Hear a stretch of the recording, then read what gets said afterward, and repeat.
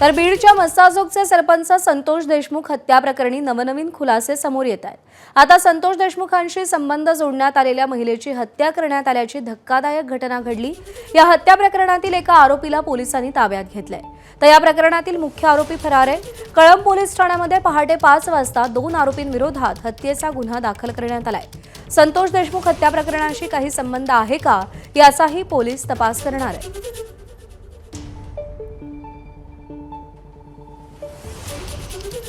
सरपंच संतोष देशमुख हत्या प्रकरणातील मुख्य आरोपी वाल्मिक कराड तर कराडला यमसदनी धाडण्याची शपथ घेतलेला बबन गीते बीडच्या कारागृहात कराड आणि बबन गीते गँगचा महादेव गीते एकमेकांना भिडले।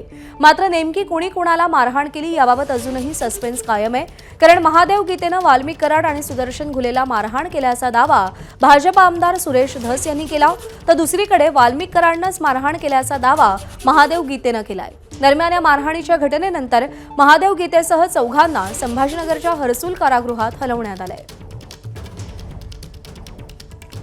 कृष्णा केंडे आपले प्रतिनिधी आपल्याला अधिक अपडेट देतील। कृष्णा,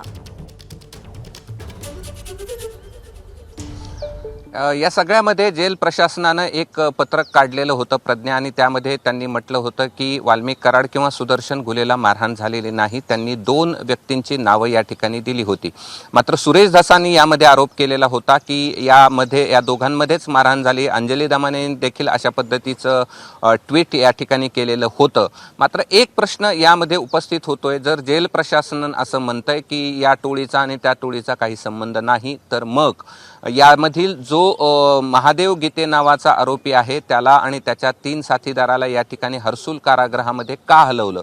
जर त्यांच्यामध्ये मारहाण झालेली नव्हती तर हलवण्याचं कारण काय याबाबत जेल प्रशासनानं कुठलंही स्पष्टीकरण या ठिकाणी दिलं नाही। मात्र अजूनही जेलमध्ये नेमकं काय घडलं हे एकंदरीत जेल प्रशासनाकडनं अगदी स्पष्टरित्या स्पष्ट केलेलं नाही। त्यामुळे आता आज या सगळ्या प्रकरणामध्ये जेल प्रशासनाच्या वतीनं एक FIR दाखल होण्याची शक्यता आहे आणि त्यामध्ये निश्चित कळू शकेल की आतमध्ये नेमकं काय घडलेलं होतं, त्या FIR मध्ये कोणाची नावं येतात हे देखील पाहणं महत्त्वाचं असणार आहे। मात्र या सगळ्यामध्ये त्या जेल प्रशासनामध्ये म्हणजे बबन गीतेची जी टोळी होती त्यातले काही आरोपी त्या जेलमध्ये होते, त्यांना मात्र या ठिकाणी हर्सुल जेलमध्ये हलवण्यात आलेलं आहे। कृष्णा, धन्यवाद दिलेल्या माहितीसाठी।